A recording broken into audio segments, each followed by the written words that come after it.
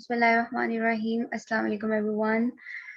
Girls, you know that we are done with the Canto 1 of the Rape of the Lock, and the interesting mock epic it is. Uh, Before going towards the Canto 2 of the Rape of the Lock, I'll suggest you the way I have shared this link with you guys of the Poetic Devices, a handout.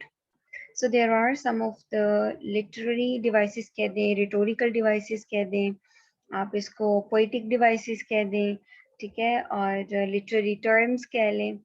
So these are the terms: poetic devices be literary terms, rhetorical devices, um, literary devices.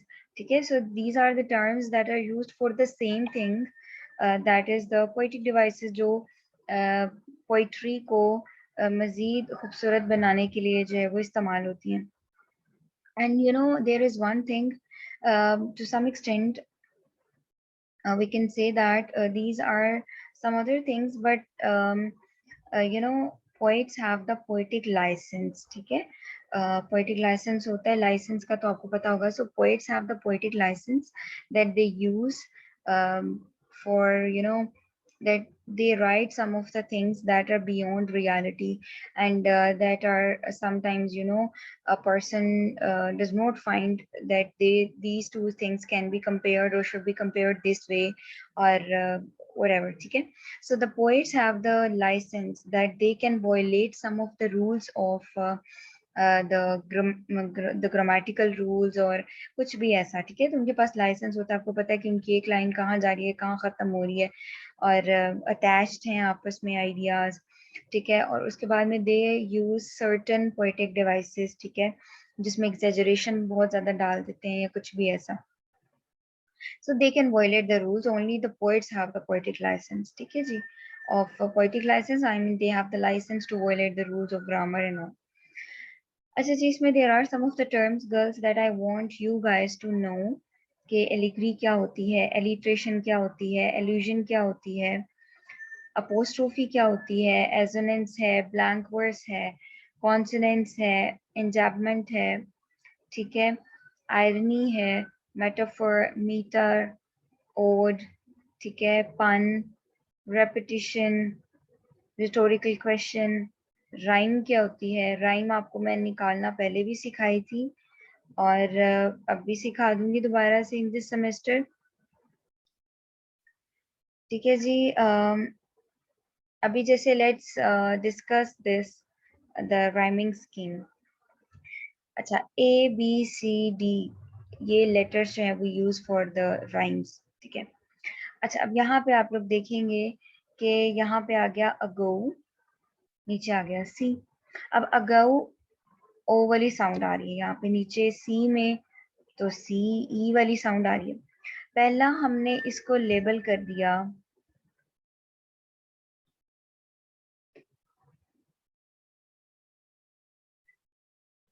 चले हम इसको ऐसे करते हैं.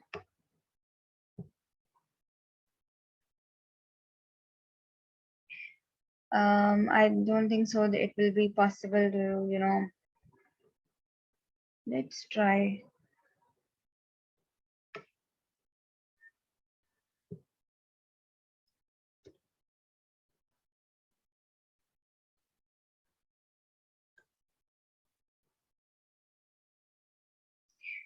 Okay, so these are the poetic lines you are seeing. ठीक है जी,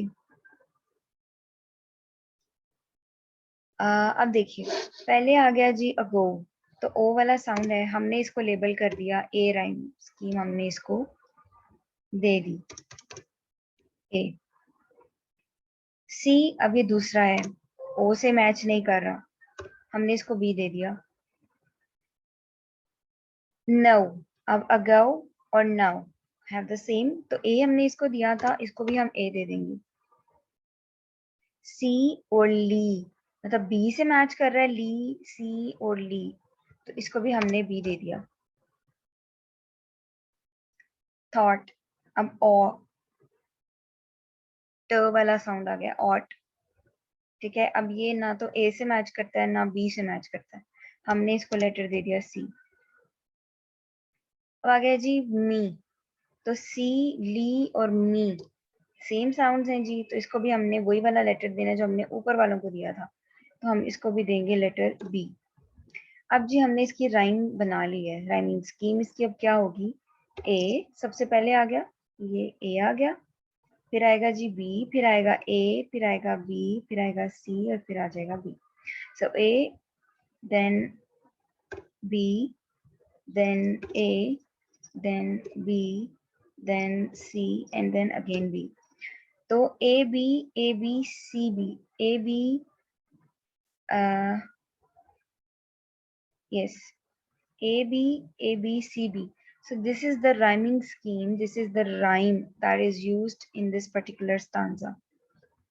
ठीक है जी, होपफुली कि आपको जो है वो राइम जो है वो निकालनी आ गई है। You are going to try this at home. I am giving you a task कि कोई भी poetry की you will find or extract some of the lines from any sort of poetry, चाहे चौसर की जो हम डिस्कस कर चुके हैं या डन की उसमें से कर लीजिएगा आप। ठीक है, तो आपने जो है ना एक राइमिंग स्कीम बनाकर लानी है। ठीक है जी, so this is the task that I am giving you. Ma'am ये एक बार रिपीट कीजिएगा। ओके,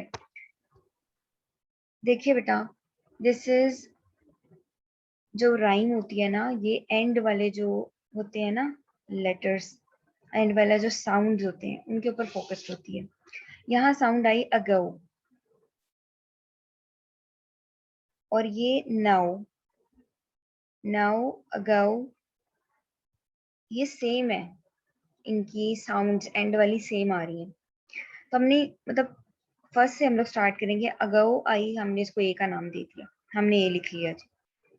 फिर आया सी, अब सी और अगो आपस में नहीं मिलते, अगो ओ और ये सी, ई वाला साउंड आ रहा है, तो ये नहीं मिलता, तो हमने इसको ए का नाम नहीं दिया। अगर ये इससे मिलता जुलता होता तो हम इसको ए का नाम देते। जैसे अगर ये नो ऊपर होता तो अगऊ और नाउ होता तो हम दोनों को ए दे देते, लेकिन ए डिफरेंट है साउंड और सी डिफरेंट है। लेकिन बेटा जो भी राइमिंग स्कीम होगी ना, सबको लेटर हमने ए बी सी डी ही देना है। ठीक है, ये नहीं है कि ई वाला साउंड है तो इसको ई दे देंगे, ओ है तो ओ दे देंगे, नो। अच्छा, फिर सी, ई वाला साउंड हमें डिफरेंट आया जो कि ओ से नहीं मिलता, हमने इसको बी दे दिया। फिर नाउ, अब औ अगऊ में भी औ था, तो हमने इसको अगेन ए वाला साउंड दिया जो हमने ऊपर दिया था, तो हमने इसको दे दिया फिर से ए। ठीक है जी, अब आ गया ली, अब सी और ली दोनों सेम आ रहे हैं, तो हमने जो ऊपर वाले को लेटर दिया था, लेटर बी दिया था, इसको भी हमने लेटर बी दे दिया।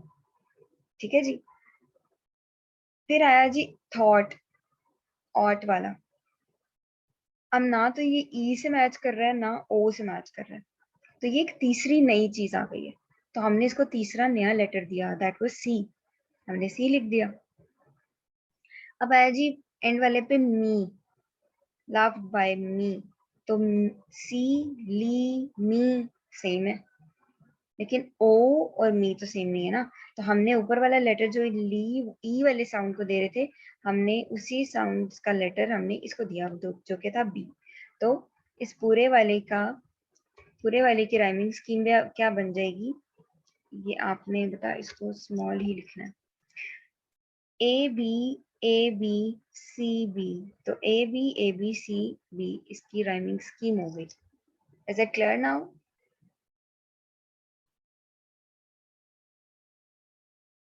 Yes ma'am, thank you. Okay, okay, so now we will move back. ठीक है जी, अच्छा जी, ऐसे होता है, राइम आपको मैंने निकालनी सिखा दी है जी, कैसे राइम निकलती है, तो आप किसी भी इनमें से भी कोई स्टांजा उठा सकते हैं। You can go for some dance poetry that you are done in the previous semester with me, so it's totally up to your choice. Then sonnet होती है, हमने पहले भी इसको डिस्कस कर चुके हैं, 14 लाइन फॉर्म्स को सोनेट कहते हैं, किसने बहुत ज्यादा इसको यूज किया, इसकी सोनेट्स मशहूर हैं, ये भी आपको थोड़ा सा पता होना चाहिए। ठीक है जी, तो ये 20 बेटा आपको मैं पोएटिक डिवाइसेस दे रही हूँ जो कि कॉमन है, तो आपने जो है वो इनको देख कर आना है।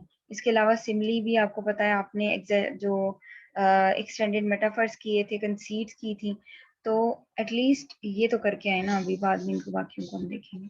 तो you will read them out at home and the examples are also given with them. तो आपने, if you find any difficulty, so you can discuss it with me. This is just the home task. Okay ji, now we will move towards the rape of the lock Canto-II.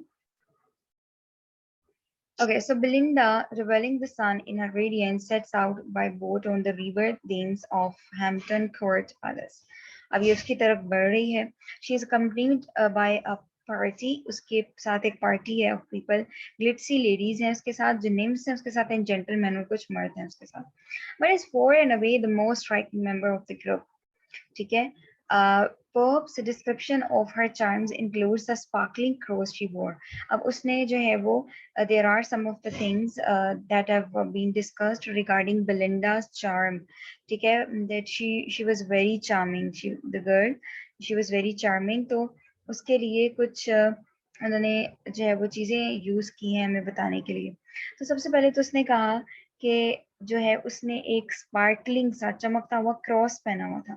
Cross बेटा आपको पता है जो कि Christianity में Christians people were, they were. ठीक है. On her white breast, उसके ऊपर उसने मतलब पहना हुआ है. Her quick eyes and lively looks and the easy grace with which she bestows her smiles. She always smiles, आपको पता है. I don't remember, but there was a person, um, the famous one, and I think she was whether she was a girl or the guy. तो उनका कहना था कि जो smiles होती है ना, जो स्माइल होती है, this makes you pretty, this makes you beautiful, this makes you confident and all. और it was said that a person is nude without smile. तो इस तरह करके कुछ था, but I don't remember the exactly the person or the words. Okay तो मतलब उसकी खूबसूरती का एक बहुत ज़्यादा हिस्सा जो है that was covered by her smiles and attention evenly among all adoring guests. She was giving attentions to all adoring guests. So her crowning glories, thou, are the two ringlets that dangle on her ivory neck. ठीक है. These curls are described as love's labyrinth. तो उसकी जो और उसकी खूबसूरती में बहुत ज़्यादा इजाफा कर रही थी चीज़, वो उसके जो लॉक्स जो थे वो थे, specifically designed to enter any poor heart who might get entangled in them. आई उसने कहा किसी भी बेचारा, किसी का दिल जो है वो उसके अंदर फंस सकता था, इतने खूबसूरत थे. One of the young gentlemen on the boat, the Baron, particularly admires Belinda's locks. उसको बहुत ज़्यादा admire करता है and has determined to steal them for himself. और वो अपने लिए इसको determine करता है कि वो उनको steal कर लेगा, वो उनको चुरा लेगा. Okay, so we read that he rose early that morning to build an altar to love and pray for success in this project. वो बकायदा दुआएं मांगता है कि उसको इसमें सक्सेस हो, कि वो successfully he is going to steal Belinda's locks. So he sacrificed several tokens of his former affections, including garters, gloves, and Bill Dog's love letters. He then prostrated himself before a pyre built with all the trophies of his former loves. ठीक है, जो उसको मिली थी, fanning its flames with his armor size. The gods listened to his prayers but decided to grant only half of it. तो कहते हैं कि जी जो गॉड्स थे उन्होंने उसकी सारी दुआएं सुनी थी जो वो मांग रहा था, लेकिन उन्होंने डिसाइड किया कि वो उसमें से उसकी आधी पूरी करेंगे. अब वो कौन सी आधी होंगी, क्या होगा, let's see next.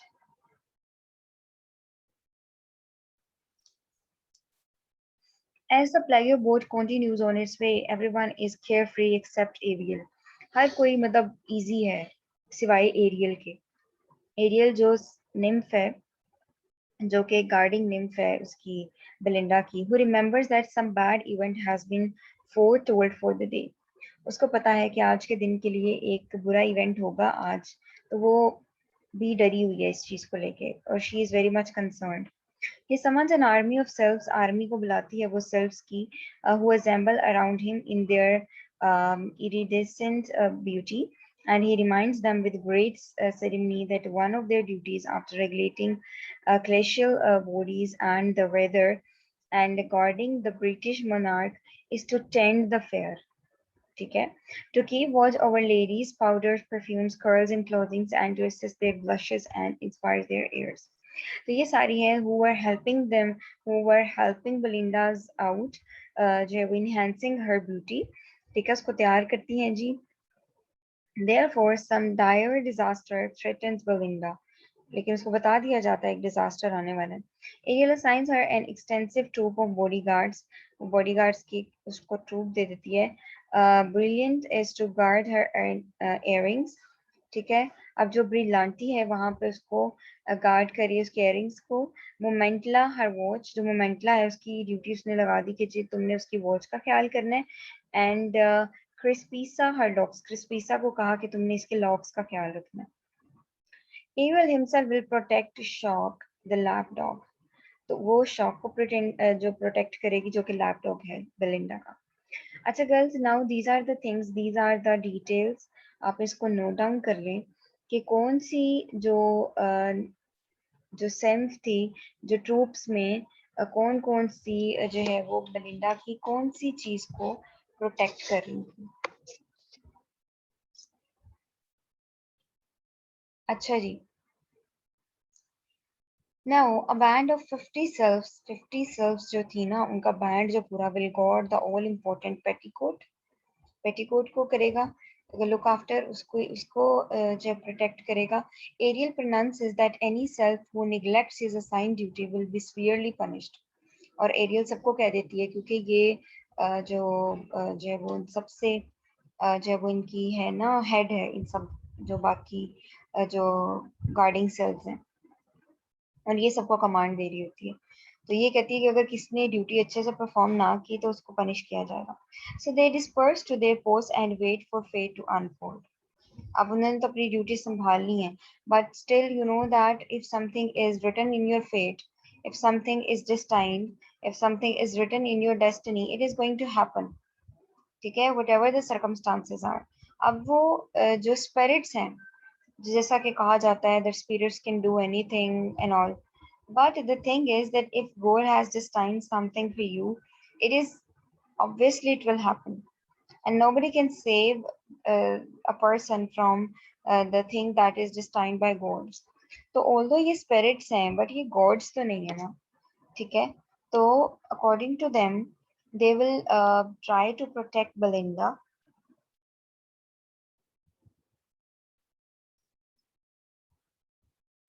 Okay. Let's talk about the commentary. So from the first, Pope describes Belinda's beauty as something divine, बहुत ज़्यादा खूबसूरत, an assessment which she herself celebrates in the first canto when she creates, at least metaphorically, an altar to her own image. आपको पता है कि उसमें भी वो मतलब पहले म्यूज से कर रहा होता है, वो डिमांड के मतलब प्रे कर रहा होता है कि वो अच्छे से लिख सके. So this praise is certainly in some sense ironical.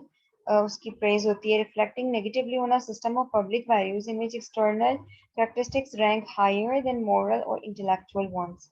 तो यहाँ पे जो उसने उसकी तारीफ की है कि बहुत ज्यादा खूबसूरत थी, ऐसे था वैसे था, तो ये थोड़ा सा आयरोनिक भी हो गया था इनको लेकर.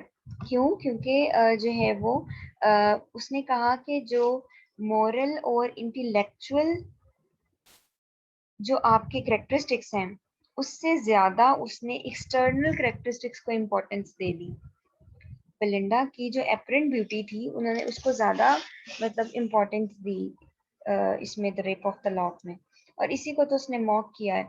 But public but Pope also shows a real relevance for his heroines' physical and social charms, claiming in lines 17 to 18 that these are the compelling enough to cause one to forget her female errors. तो ये उसने कहा था कि जैसा कि कहा जाता है कि if a girl is so much pretty, तो उसके कुछ अगर एरर्स हैं, कुछ उसके अंदर कुछ बुरी बातें हैं, तो they can be ignored and they are ignored. ठीक है, तो this is the truth. So that is followed over here also. Certainly, he has some, interest in filleting her villa former, the real life woman on Belinda is based. So, in order for his poem to achieve the desired reconciliation, it must not offend मतलब उनको जिनके लिए वो लिखना चाह रहा था अर्बिला farmer का जो है वो उसकी तरफ रेफरेंस था when Pope was talking about Belinda. So Pope also exhibits his appreciation for the ways in which physical beauty is an art form. He recognizes with a mixture of conjure and awe that the fact that Belinda's legendary locks of hair, which appear so natural and spontaneous, are actually a carefully contrived effect. So in this, miseries or the mysteries of the lady's dressing table are akin, perhaps to Pope's own literary art, which he describes elsewhere as nature to advantage dressed.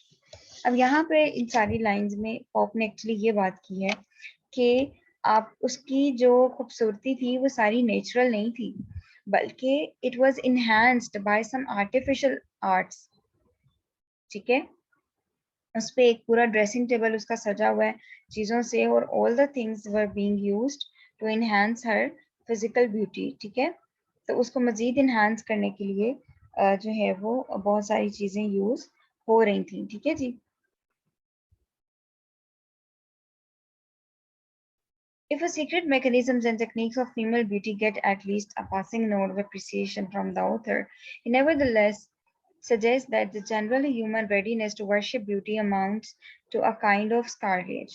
तो उसने कहा कि जो female की जो beauty होती है जो कि उसकी कुछ टेक्निक्स हैं that are or mechanisms and secret that are followed.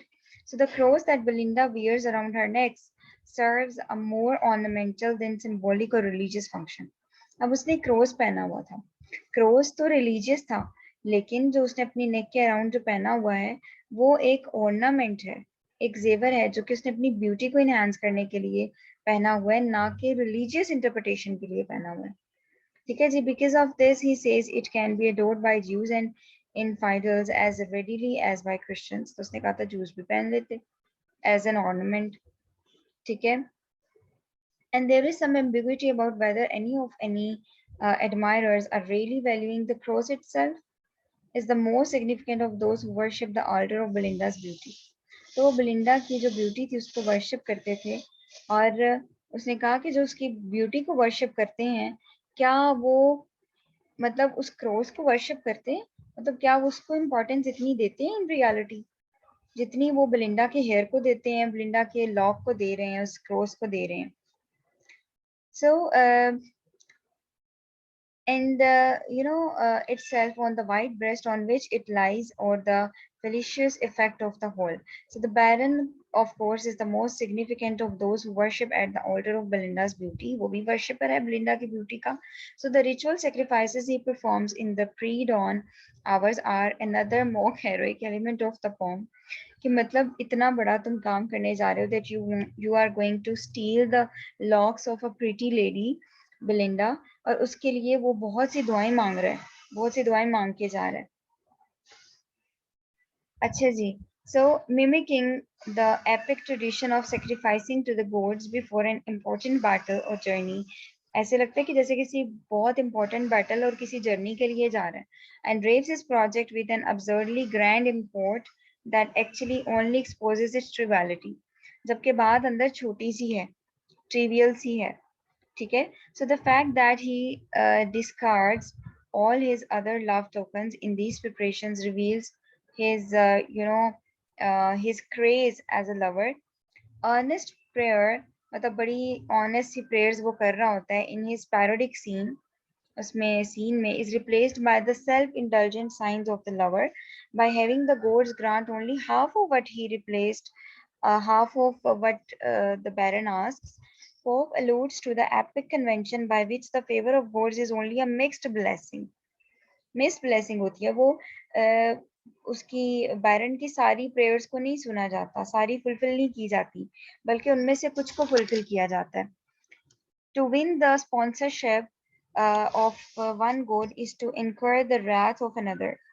तो किसी और की अगर वो वर्शिप उसको कर किया है उसने और उसको कर रहा है तो दूसरे का गुस्सा है उसमें तो divine gift such as immortality मतलब immortality जिसके लिए he was asking for can seem a blessing but become a curse ये ब्लेसिंग तो लगती है कि एक शख्स इमॉर्टल हो जाए, लेकिन जो है वो एक कर्स भी बन जाती है. Yet in this poem, the ramifications of a prayer half granted are negligible rather than tragic. It merely means that he will manage to steal just one log rather than both of them. तो सिर्फ एक जो lock होता है, he was able to steal, but he wasn't able to steal both the logs. ठीक है. So in the first canto, the religious imagery sounding Belinda's grooming rituals gave way to you know, um, जो militaristic जो conceit होती है.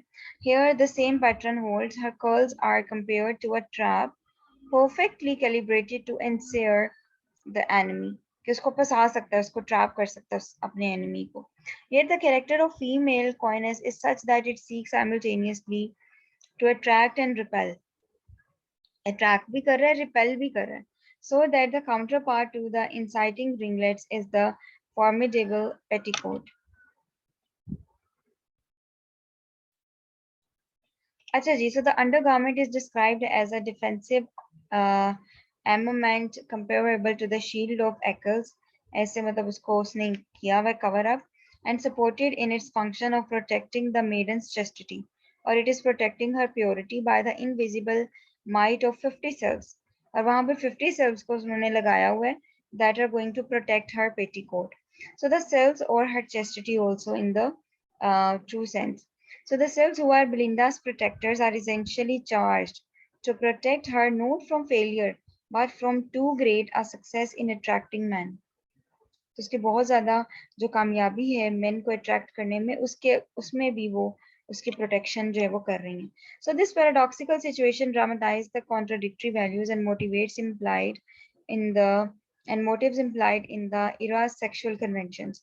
तो उसमें कुछ hidden ways में sexual connotations हैं इसकी, कि मतलब they were protecting the petticoat of Belinda, uh, in the sense that that were protecting her chastity. ठीक है जी.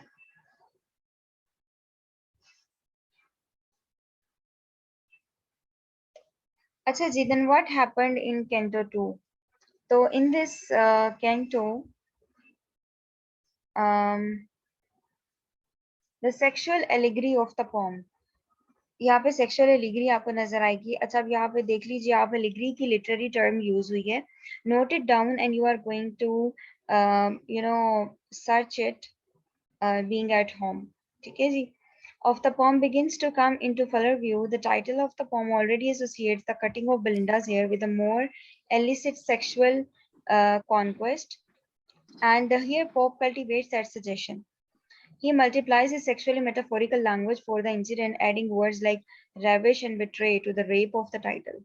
तो उसने रेप यानी कि सेक्सुअल कॉनोटेशंस यूज किए हैं ना, मतलब सेक्सुअल इसकी थोड़ी वो उसमें ले गया उसको, कि जहां पर उसने उसके बेलिंडा का लॉक कट किया था और उसने कहा कह दिया it was not cutting of the lock, rather it was the rape of the lock. तो सेक्सुअल इसकी कुछ कॉनोटेशंस उसने यूज किए हैं. So he also slips in some incidents, adding words like ravish and all. So he also slips in some commentary on the implications of his society's sexual mores, as when he remarks that when success a lover's toil attends, few ask if fraud or force attains his ends. When Ariel speculates about the possible forms of the dire disaster might take, he includes the breach of chastity, Dinah's law. Dinah's law उसमें क्या था जी? The breaking of China, another allusion to the loss of virginity. तो breaking of जो China था, it was referring towards the loss of virginity and the staining of honor or a gown. ठीक है, the two in the events could happen equally easily and accidentally. हो सकते थे. He also mentions some pettier social disasters against which the cells are equally prepared to fight, like missing a ball, वो ना हो जाए, or losing the lapdog, वो ना हो जाए, गुम ना हो जाए. In the cell's defensive efforts, Belinda's petticoat is the battlefield that requires the most extensive fortifications. तो बहुत ज्यादा वहां पे 50 cells उसने लगाई हुई हैं who are protecting Belinda's petticoat. So this fact furthers the idea that the rape of the lock stands in in for a literal rape, or at least represents a threat to her chastity more serious than just mere theft of a curl. तो सिर्फ उसका curl चुराने की तरफ उसने जो उसकी connotations दी थी वो उसने रेप की तरफ उसको रिफर किया था. ठीक है जी. तो this was all for today. Inshallah we will move towards Canto 3 tomorrow, inshallah.